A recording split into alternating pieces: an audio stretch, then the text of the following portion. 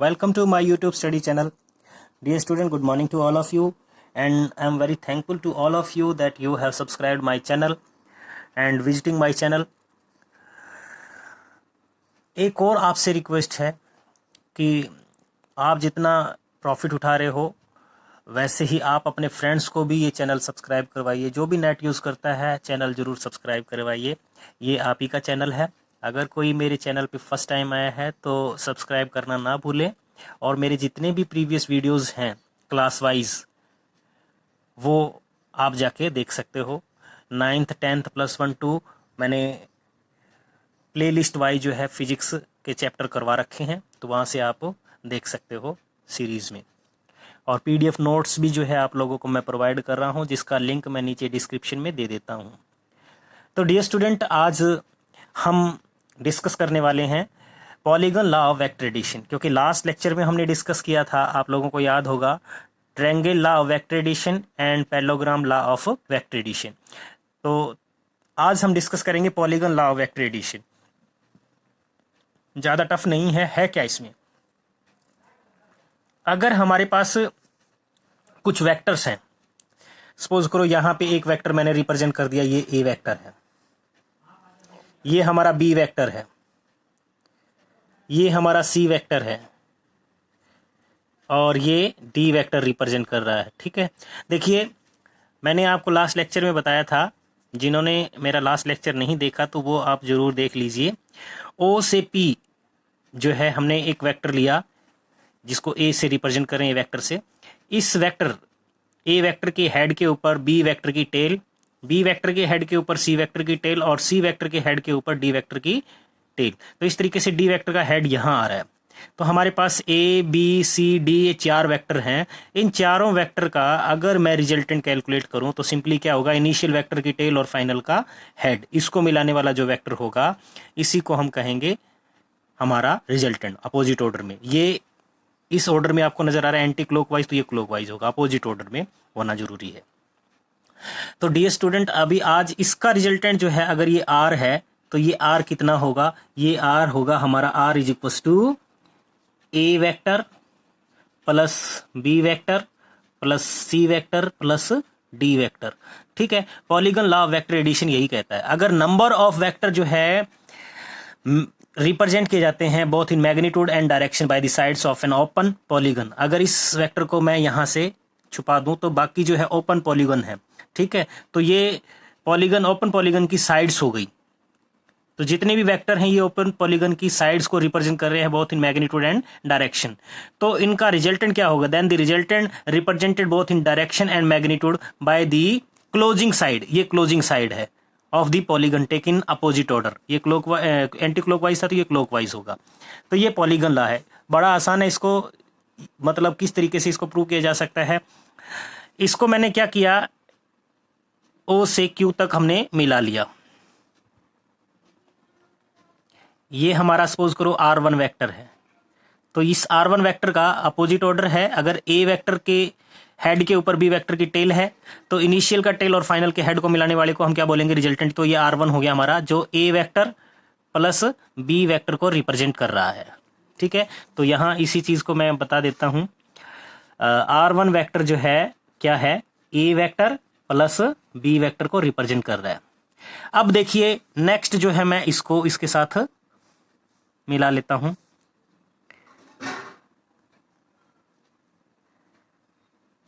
तो ये हमारा एक और वेक्टर जिसको R2 से रिप्रेजेंट कर देता हूं, ये हमारा सपोज करो R2 है, और ये R2 किसको रिप्रेजेंट कर रहा होगा, इक्वल टू ये R2 वेक्टर जो है हमारा R1 वेक्टर। देखो R1 वेक्टर के हेड के ऊपर दूसरे वेक्टर सी वेक्टर की टेल। ठीक है, तो इसके अपोजिट ऑर्डर में ये रिजल्टेंट हो जाएगा। तो R2 को मैं लिख सकता हूं R1 plus C vector. Okay, तो R2 हमारा हो जाएगा, इसको हम ट्रायंगल कौन सी ले रहे हैं, इन ट्रायंगल, यहां ट्रायंगल बता देता हूं मैं, ओ पी क्यू, और इसमें जो ट्रायंगल मैं यूज कर रहा हूं वो है in triangle O Q S. तो R2 जो है हमारा किसके बराबर हो रहा है, R1 प्लस सी के, R1 प्लस सी। ठीक है। और अगर हम बात करें आर वेक्टर की, तो आर वेक्टर किसके इक्वल होगा? आर वेक्टर होगा R2 plus D, R2 plus D vector. और ये कौन सी ट्रायंगल है? In triangle O S T. ठीक है। अब आपका रिजल्टेंट वेक्टर ये है। इस रिजल्टेंट वेक्टर को आप कैसे लिखोगे? Resultant vector is equals to R2। R2 की वैल्यू क्या है? R2 की वैल्यू है R1 vector plus C vector plus D. तो अब R2 को अगेन R1 आ रहा है। R1 की क्या वैल्यू है? R1 है हमारा A vector plus B vector plus ये C और प्लस D वेक्टर। तो यही था हमारा रिजल्टेंट वेक्टर। ठीक है। तो सिंपली आप डायरेक्ट जो है इन वेक्टर्स का सम ही रिजल्टेंट वेक्टर लिख सकते हैं। तो ये आप लोगों को आई थिंक क्लियर हुआ होगा। नेक्स्ट हम बात करते हैं vector addition is commutative. Property हम बात करें वेक्टर की, तो वेक्टर एडिशन जो है हमेशा क्या होता है? Commutative. Vector addition is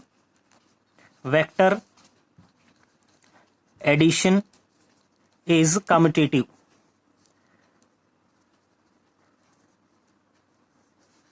commutative तो इसका क्या मतलब है? देखिए, वेक्टर एडिशन जो है कम्यूटेटिव होता है।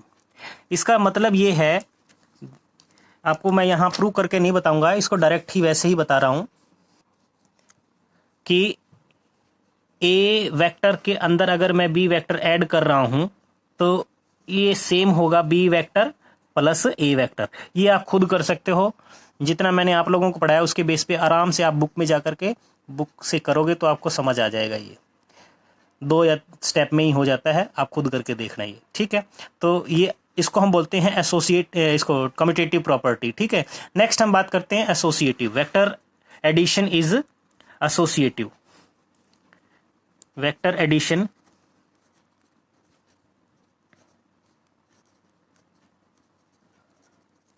Is associative.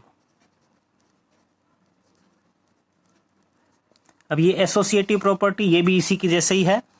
अगर हमारे पास 3 अलग अलग वेक्टर है तो उनको हम ए वेक्टर प्लस बी वेक्टर ये लिया, इनका जो रिजल्टेंट बनेगा उसको मैंने प्लस सी वेक्टर के साथ ले लिया। तो ये एक्चुअली सेम होगा कि अगर मैं पहले बी वेक्टर को सी वेक्टर के साथ ऐड करता और उसमें फिर मैंने ए ऐड कर दिया होता, तो ये एसोसिएटिव प्रॉपर्टी कहलाती है। ठीक है। ये भी आप खुद करोगे, मैं ये नहीं करवाऊंगा। बिल्कुल 2 या 3 स्टेप में ये भी हो जाता है। बुक की हेल्प से आप खुद करना। तो डियर स्टूडेंट, ये आप लोगों को क्लियर हो गया होगा। अभी आती है बारी यहां से न्यूमेरिकल्स की। तो आप लोगों को कुछ न्यूमेरिकल्स की प्रैक्टिस मैं आपको करवाऊंगा अभी। देखिए डियर स्टूडेंट, अब ये क्वेश्चन गिवन है अपने को। ठीक है। क्या कह रहा है? A body is simultaneously given 2 velocities, one 30 meter पर second due east and another 40 metre पर second due north, find the resultant velocity. देखिए यहाँ डायरेक्शन साथ में बताई हुई है। डायरेक्शन के बारे में आपको पहले पता होना जरूरी है। ये नॉर्थ, ये साउथ और ये ईस्ट है, तो ये वेस्ट। तो इसके अकॉर्डिंग अपने को 2 वेलोसिटी गिवन है। सपोज करो मैं V1 लिख लेता हूं। V1 हमें गिवन है 30 मीटर पर सेकेंड और ये किस तरफ है? ड्यू ईस्ट, या टुवर्ड्स ईस्ट भी लिख सकते हो इसको, टुवर्ड्स ईस्ट। इसी तरीके से V2 दे रखा है हमें 40 मीटर पर सेकेंड और ये किधर दे रखा है? Towards north. ठीक है। तो अब इसमें अपने को करना क्या है? रिजल्टेंट वेलोसिटी कैलकुलेट करनी है। ये सपोज करो इस तरीके से फिगर बना सकते हैं उस डायरेक्शन को देखते हुए। ये हमारा ईस्ट है, ईस्ट की डायरेक्शन में उसने V1 दिया है, तो V1 की वैल्यू 30 मीटर पर सेकेंड है। और इधर नॉर्थ डायरेक्शन में जो है हमें दे रखा है V2 which is equals to 40 metre पर सेकेंड। अब ये अगर O पॉइंट हो तो ये एक दूसरे के, आपको पता है कि ये ईस्ट है और ये नॉर्थ है। ठीक है। ईस्ट नॉर्थ आपस में क्या होते हैं? 90 डिग्री पे होते हैं। तो इन दोनों का रिजल्टेंट, इन दोनों वेलोसिटी का रिजल्टेंट कहीं ना कहीं इनके बीच में आएगा। तो वो कैसे कैलकुलेट करें? उस वेलोसिटी को हम कैसे कैलकुलेट करेंगे? ठीक है। तो उसको निकालने का तरीका आप लोगों को मैंने बताया था। रिजल्टेंट वेलोसिटी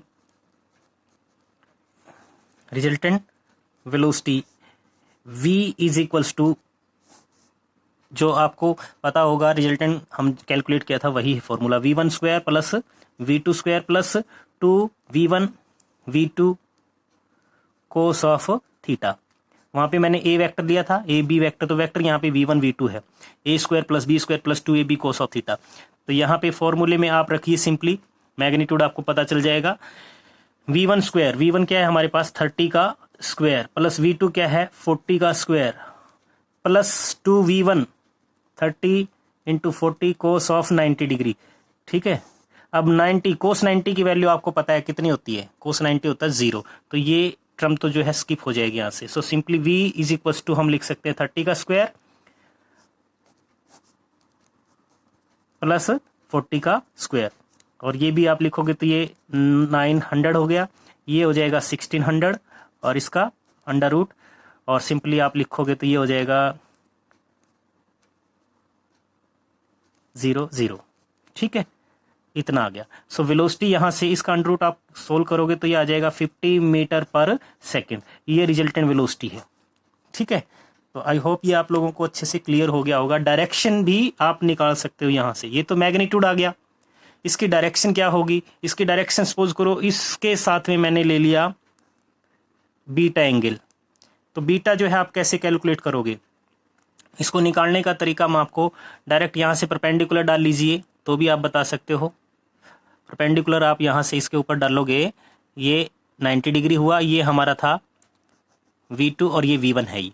तो इसमें डायरेक्शन की अगर बात करें तो डायरेक्शन आप कैलकुलेट कर सकते हो इन ट्रायंगल ओ, इसको कुछ नाम दे दीजिए a और इसको b, o a b। तो इसमें o a b के अंदर tangent of beta is equals to आ जाएगा v2 divide by v1, magnitude लेना है तो आप इसको लिख सकते हो tangent of beta is equals to v2 की वैल्यू आपको पता है कितनी है, v2 है 40 डिवाइड बाय 30। सो ये आ जाएगा, हम सोल्व करेंगे तो 0 से 0 कैंसिल, 1.333 आ रहा है। ठीक है, और बीटा एंगल अगर आपसे पूछता है तो angle beta is equals to tangent inverse 1.333, ये वैल्यू जो है आप लिख सकते हो। अब इसका एंगल जो है हम ट्रिग्नोमेट्रिक टेबल की हेल्प से निकाल सकते हैं। टेंजेंट इनवर्स की 1.33 पे वैल्यू देखोगे तो बीटा इज इक्वल टू आएगा हमारा 53 डिग्री 8 मिनट। ठीक है, इसको आप ऐसे लिख सकते हो, तो ये हमारा आंसर आ जाएगा। ठीक है, यहां तक जाने की जरूरत नहीं है, आप टेबल आपके पास अवेलेबल नहीं है तो आप इतना लिख के छोड़ सकते हो, तो आपका आंसर ठीक होगा। ठीक है, तो इस तरीके से हम क्वेश्चन करते होते हैं। सेकंड क्वेश्चन हमें गिवन है, two forces of 5 Newton and 7 Newton acts on a particle with an angle of 60 degree between them, find the resultant force. बहुत ही इजी है, बहुत ही इजी। अपने को सपोज करो भाई एक फोर्स P है, ठीक है, P फोर्स की वैल्यू हमें गिवन है कितना, मैग्नीट्यूड है ये। ठीक है, तो आप सिंपली P ऐसे भी लिख सकते हो 5 न्यूटन, और Q की वैल्यू हमें गिवन है 7 न्यूटन, और थीटा जो है वो 60 डिग्री बता रहा है। ठीक है, तो अब अपने को रिजल्टेंट फोर्स कैलकुलेट करना है, बहुत ही आसान है। रिजल्टेंट सपोज करो इनका R आ जाएगा, मैग्नीट्यूड ऑफ रिजल्टेंट फोर्स। तो R can be written as under root P square plus Q square plus 2PQ cos of 60 degree, या थीटा कहेंगे यहाँ पे। ठीक है, फॉर्मूला वही है, a square plus b square plus 2ab। यहाँ a की जगह पे और p ले लिया और b की जगह पे मैंने q ले लिया, इससे कोई फर्क नहीं पड़ता है। So r is equal to p की वैल्यू हमने लिखा 5 का स्क्वायर प्लस में 7 square plus 2 into 5 into 7 into cos of 60 degree. तो इसकी वैल्यू हम कैलकुलेट करेंगे, r is equal to 25 plus 7 square कितना हो गया 49 प्लस 10 70 यानी कोस ऑफ 60 की वैल्यू कितनी होती है, कोस 60 की वैल्यू होती है 1/2। ठीक है, इसको काट दो 35, तो इसका under root. So r is equal to, इनको ऐड करोगे तो ये हो जाएगा 109 अंडर रूट, और 109 का अंडर रूट जो है 100 का 10 होता है, तो 109 का अप्रोक्सीमेट जाएगा 10.44 न्यूटन। ठीक है, ये रिजल्टेंट आ गया। इस तरीके के क्वेश्चन आप आराम से सोल्व कर सकते हो। डायरेक्शन निकालनी है, डायरेक्शन कैसे निकालेंगे, डायरेक्शन ऑफ रिजल्टेंट, तो इसका डायरेक्ट फॉर्मूला आपको बताया था, वो डायरेक्ट फॉर्मूला याद रखना पड़ेगा कि tangent beta is equal to B sine of theta हमने लिखा था, तो बी की जगह पे हमने यहाँ क्यू ले रखा है, तो Q sine of theta divided by P plus Q cos of theta. ये फॉर्मूला था। जिसने प्रीवियस लेक्चर नहीं देखा, पहले प्रीवियस लेक्चर देखिए, उससे आपको ये क्लियर हो जाएगा। अब इसमें आपको सिंपली वैल्यू रखनी है टेंजेंट बीटा, क्यू की वैल्यू कितनी है, क्यू की वैल्यू है 7 साइन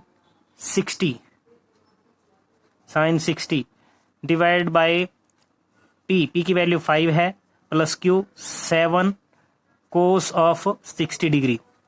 ठीक है, साइन 60 की वैल्यू, कोस 60 की वैल्यू, इन सबको वैल्यू आप रख के इसको सोल्व करोगे तो ये आप लोगों को देगा tangent beta is equal to 0.7132। ठीक है, और beta can be calculated as beta is equal to, इस टेंजेंट को उठा के उधर लेके जाएंगे तो टेंजेंट इनवर्स बन जाएगा। इनवर्स, अभी इनवर्स का कंसेप्ट आप लोगों को नहीं पता, इनवर्स ट्रिग्नोमेट्री आप पढ़ोगे। ठीक है, इसको उठा के उधर लेके जाएंगे तो इनवर्स, तो 1 पावर 1 माइनस 1 हो जाएगी। ठीक है, 0.7132 ये आ जाएगा एंगल। ठीक है, इस तरीके से आप सोल्व कर सकते हो। नेक्स्ट क्वेश्चन पे चलते हैं। नेक्स्ट क्वेश्चन में अपने को गिवन है two equal forces have their resultant equal to either. दो इक्वल फोर्स है, उनका रिजल्टेंट भी उन दोनों में से किसी एक फोर्स के इक्वल है। What is the inclination between them, उनके बीच एंगल कितना होगा। डियर स्टूडेंट, आप लोगों को अगर अच्छा लग रहा है तो सब्सक्राइब जरूर कर लीजिए, अगर नहीं किया है तो शेयर जरूर कीजिए, चैनल आपका ही है, इसको ग्रो करवाइए। तो क्वेश्चन में अपने को गिवन है दो फोर्स है, दोनों इक्वल है और उनका रिजल्टेंट भी दोनों में से किसी एक फोर्स के इक्वल ही है। तो मैं इसको कैसे लिख सकता हूं भाई, P और Q दोनों फोर्स इक्वल है और रिजल्टेंट भी इन्हीं के इक्वल है। समझ आ गया, ये चीज गिवन है। बहुत अच्छा क्वेश्चन है, इंपॉर्टेंट क्वेश्चन है और कंपटीशन में भी ऐसा क्वेश्चन पूछ लिया जाता है, नीट वगैरह में। ठीक है, ऐसा क्वेश्चन आने के चांसेस होते हैं, BSc एग्रीकल्चर वगैरह में। तो आपको करना क्या है, यहाँ पे फॉर्मूला लिखिए। So R can be written as under root P square plus Q square plus 2PQ cos of theta. Theta हमें कैलकुलेट करना है, थीटा हमें कैलकुलेट करना है कितना होगा। तो अब सब चीज जो है अपने को पता है, पी क्यू क्या है, तो आर बी पी है, आर बी क्या है, पी है, तो under root P square, Q को भी मैं पी लिख लेता हूं, P square plus 2 into P, और क्यू की वैल्यू भी पी है तो पी स्क्वायर, और cos of theta, theta we have to calculate. So P is equals to, ये हो जाएगा देखिए 2p square, 2p square plus 2p square cos of theta. Okay, और इसको भी आगे आप सोल्व करोगे तो ये p इज इक्वल्स टू, इसमें से आपको क्या कॉमन आ रहा है, p 2p स्क्वायर, अंदर रह जाएगा हमारा 1 plus cos of theta under root.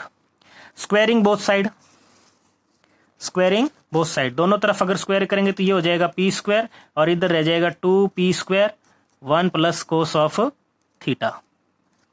ठीक है, अब नेक्स्ट में आपको ये देखो p स्क्वायर से p स्क्वायर कैंसिल, तो इधर क्या बच जाएगा 1/2 आ जाएगा, इधर 2 इधर लेके चले गए, तो इधर क्या बचेगा अपने पास, इधर बच जाएगा 1 प्लस कोस ऑफ थीटा, और cos of theta can be written as 1/2 minus 1 is equal to minus 1/2।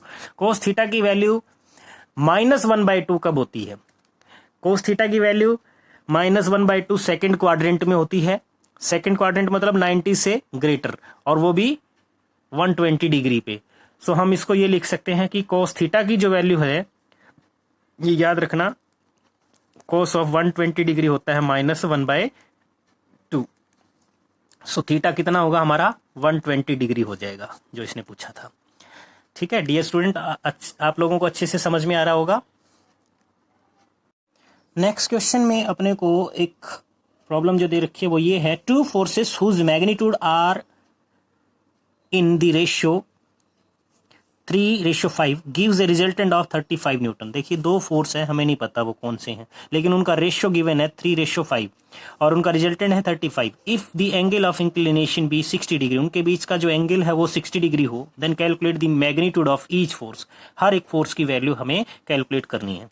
तो इस क्वेश्चन के लिए हम क्या करते हैं, गिवन क्या है अपने को, उसको मान लेते हैं लेट पी जो है हमें गिवन है 3x कह सकते हैं क्योंकि रेशियो में गिवन है, अब हमें पता नहीं तो 3x कह देता हूं, एंड q को हमने कह दिया 5x। ओके, न्यूटन में ले लेते हैं इसको क्योंकि न्यूटन में, इसको भी न्यूटन में। और r कितना गिवन है, r है हमारे पास में 35 न्यूटन। एंगल थीटा जो है 60 डिग्री कह रहा है। बस आपको सिंपली वैल्यू रखनी है इसमें। रिजल्टेंट कैसे कैलकुलेट करते थे, r is equal to under root P square plus Q square plus 2pq cos of theta. Value रख दीजिए सिंपली। r की वैल्यू 35 है हमारे पास, p स्क्वायर यानी 3x whole square plus Q square यानी 5x whole square plus 2p, p की value है हमारे पास 3x इंटू q की वैल्यू है 5x into cos of 60 degree. ये हो गया हमारा 9x square plus 25x square plus 30x square और कोस 60 की वैल्यू होती है 1/2। इसको कैंसिल कर दो 15 पे, ठीक है। 35 इज इक्वल टू ये हो जाएगा, इसको आप ऐड करोगे कितना हो गया ये 15x स्क्वायर, ये है 15 प्लस 25 49 एक्स स्क्वायर का अंडर रूट हो गया। ये 49 का हो जाएगा 7 एक्स स्क्वायर का x। So x is equal to 35 divide by 7, 5 आ गया। x की वैल्यू हमारी 5 आ गई, ठीक है। x की वैल्यू अगर 5 है देन p जो है हमने कितना लिया था 3x यानी 3 इंटू एक्स यानी 5 इज इक्वल टू कितना हो गया 15 न्यूटन। एंड q वो कितना था 5x कह रहे थे हम, 5 इंटू 5, x की वैल्यू 5 है तो ये हो जाएगा 25 न्यूटन। तो ये दोनों फोर्स होंगे, ठीक है। आई होप अच्छे से समझ आ गया होगा। नेक्स्ट क्वेश्चन पे चलते हैं। नेक्स्ट क्वेश्चन में अपने को गिवन है two forces equal to P and 2P newton acts on a particle if the first be doubled and the second be increase by 20 newton, the direction of the resultant is unaltered, find the value of P। देखिए दो force दे रखे हैं P और 2P, वो किसी particle पे act करते हैं तो उनका जो भी रिजल्टेंट रहता है वो वही है जब इनको हम चेंज कर देते हैं। क्या चेंज करना है, फर्स्ट फोर्स में कह रहा है कि डबल कर दो और सेकंड फोर्स को कह रहा है इंक्रीज बाय 20 न्यूटन, तो उसकी डायरेक्शन पे कोई इफेक्ट नहीं पड़ता, रिजल्टेंट की जो डायरेक्शन है वो चेंज नहीं होती। तो जनरली आप लोगों को याद होगा कि हमने डायरेक्शन निकालने के लिए फॉर्मूला यूज किया था tangent beta is equal to, इसको हम P और Q में ही रख सकते हैं, चाहे P से लिख लीजिए या फिर B साइन ऑफ थीटा आपने लिखा था divide by A plus B cos of theta, ये हमारा फॉर्मूला था। अब इसमें मैं A को कह देता हूं, A हमारा यहाँ पे है P और B हमारा यहाँ पे है 2P, ठीक है। तो इस केस में हमारा टेंजेंट बीटा जो है वो क्या होगा P साइन ऑफ थीटा, ठीक है। P नहीं सॉरी 2P क्योंकि B है यहाँ पे 2P डिवाइड बाय A यानी P A प्लस A की वैल्यू P है, B कितना है 2P कोस ऑफ थीटा। ये है, ये फर्स्ट केस है, इसको हम फर्स्ट केस कह रहे हैं। जब चेंजेस क्या किया कि A डैश जो है हमारा क्या बन गया, P को डबल कर दिया, फर्स्ट B डबल्ड यानी 2P और B डैश जो है वो कितना हो जाएगा कि जो था वैल्यू उसमें 20 न्यूटन इंक्रीज करना है, ये 20 न्यूटन इंक्रीज कर दिया तो B डैश बन गया। अब भी उसकी रिजल्टेंट की डायरेक्शन चेंज नहीं होती है, तो यानी tangent beta as it is रहेगा, tangent beta as it is रहेगा।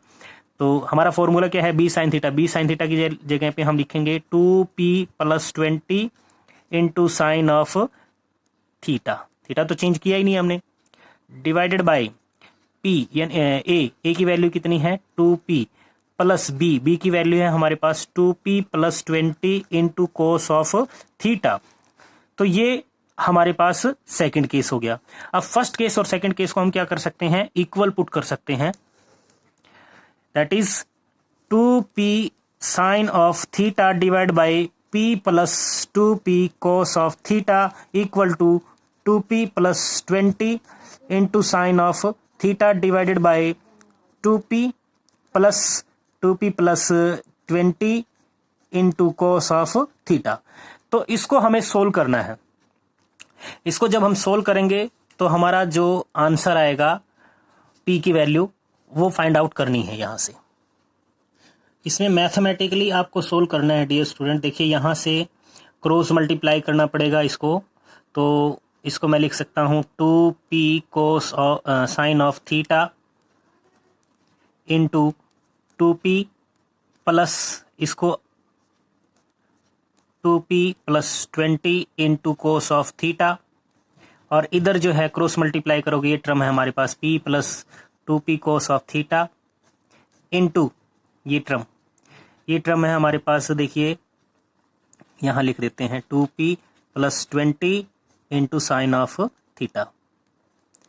ठीक है, तो ये जब आप सोल्व करोगे तो यहां से सोल्व करने पे आपको मिलेगा p is equals to 10 newton. ठीक है, लेक्चर काफी लेंथी जा रहा है, नहीं तो मैं ये पूरी कैलकुलेशन आपको करके बताता। आप आराम से खुद कर सकते हो, बहुत सारी चीज इसमें से कैंसिल हो जाएगी।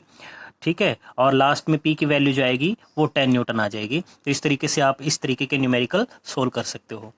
कुछ और न्यूमेरिकल्स की प्रैक्टिस मैं नेक्स्ट लेक्चर में करवाऊंगा। आज के लिए इतना ही काफ़ी है। डियर स्टूडेंट, आपसे रिक्वेस्ट है आप अपने नोट्स प्रॉपर बनाइए इनके। अगर आप ये उम्मीद किए बैठे हो कि ये जो सिलेबस हम आप लोगों को करवा रहे हैं दोबारा करने का मौका मिलेगा स्कूल में, तो ऐसा पॉसिबल नहीं है। लॉकडाउन के दौरान आप लोगों को मौका मिला है पढ़ने के लिए, और मैं भी अपनी तरफ से पूरी कोशिश कर रहा हूँ बहुत डिटेल में आप लोगों को करवाऊँ। तो आप इसमें जो है इसको मजाक में ना लेके चलें। और लॉकडाउन का भी हमें नहीं पता कितने दिन और चलेगा, लगभग आधा साल हमारा ख़राब हो जाएगा। तो कम से कम अपना इस दौरान पढ़ाई अपनी कंटिन्यू रखिए, प्रॉपर नोट्स बनाइए।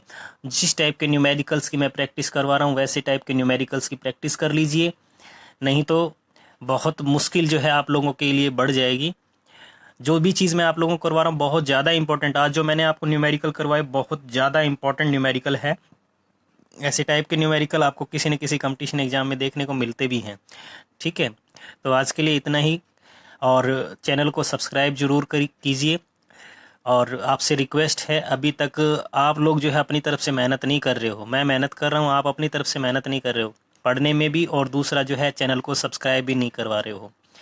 डियर स्टूडेंट, ये रिक्वेस्ट है आप लोगों से, चैनल आपका ही है, ज़रूर जो है लोगों को कहो सब्सक्राइब करें, मोबाइल लेकर के उसी टाइम सब्सक्राइब करवा दीजिए। Thank you and have a nice day.